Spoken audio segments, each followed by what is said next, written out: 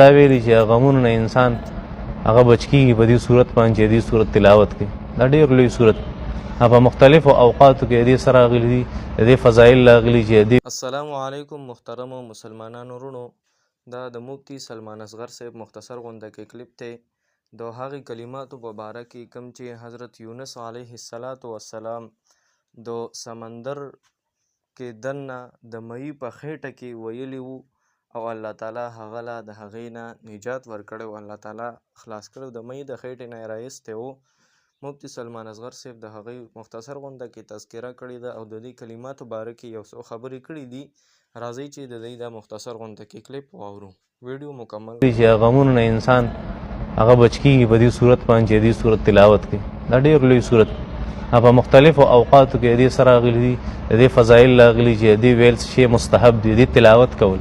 نبی علیه السلام فرمایي زما د ورور د یونس علیه السلام دعا ده په دې کې چې هغه کله د مئی په خېټه کې وي چې لا اله الا انت سبحانک انی کنت من الظالمین.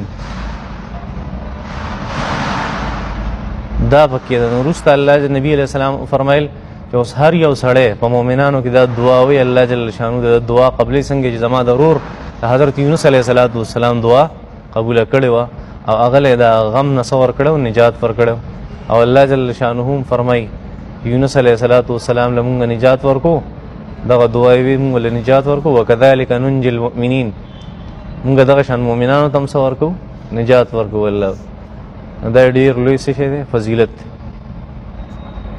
چا دا ویلي چې غمونو نه انسان هغه بچ کېږي په دې صورت باندې چې دې صورت تلاوت کوي. دا ډېر لوی صورت په مختلفو اوقاتو کې دې سره راغلي دي، د دې فضایل راغلي چې دې ویل شی مستحب دي، دې تلاوت کول.